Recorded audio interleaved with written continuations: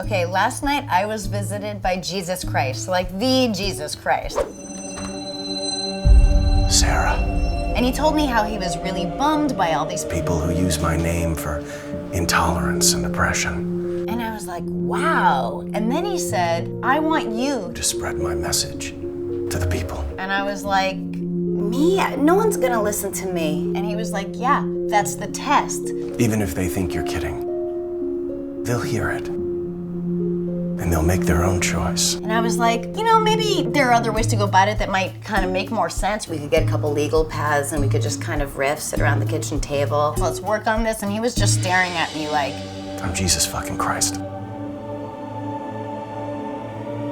and then I figured he'd leave, but he stayed, and we ended up watching like a whole NCIS marathon. It is a drama, but there's a lot of like witty banter and silly moments, and it's a fun show. Hey, we just got back from the crime scene. It looks like the XY coordinates that we read off the Skylab couldn't possibly match up with the striations that we found on the other rocket fodder. We also found some lipstick on the doorknob. It doesn't match the petty officer, but it's pretty clear the staff sergeant has some idea. And you know what is crazy is now that I know Jesus more, he is such a dinozo. So anyway, I'm sitting there and I get a little heavy and I'm like, Jesus, when does life begin?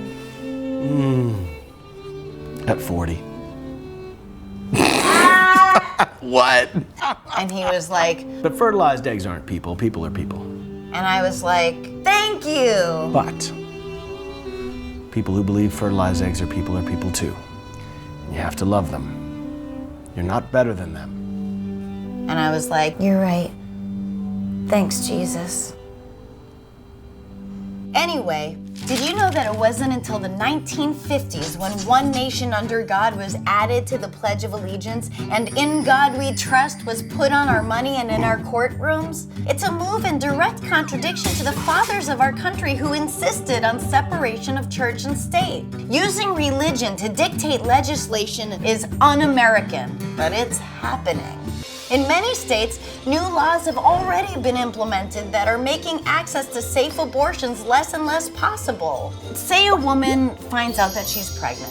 If she chooses to have an abortion, she must first find a clinic that, with all these new laws and bills, are dwindling fast. Like in Texas, if Governor Rick Perry gets his way, it will go from having 42 women's health clinics to 5. Do you know how big Texas is? It's like the size of 27 New Hampshires. That's one woman's health clinic every 5.5 New Hampshires. A woman should not have to pack a lunch to get health care. And then, before she can get the procedure, she must now be subjected to a violating vaginal probe and forced to look at the ultrasound of the fetus. Only then can she continue with the procedure. Fun fact, scientists have known for over a decade that sperm cells have a sense of smell. That means that sperm is alive.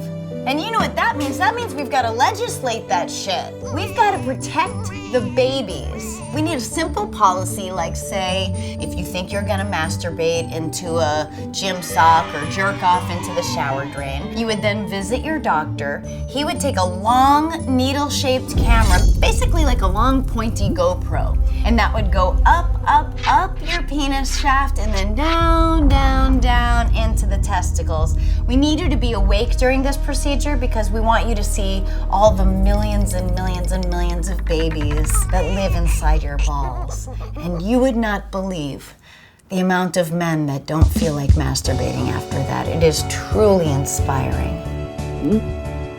So if you want to know how to get involved, click ladypartsjustice.com right here and sign up for all the updates on what's going down. And you can join me, Jesus, and other patriotic Americans in this fall's V to Shining V. It's a nationwide festival heading to every single state capital in America. I'll be going to Concord, New Hampshire. How's this feel? Oh, that's good, my right? spot. I know where your spot is. That's a good little Jewish girl. What's left?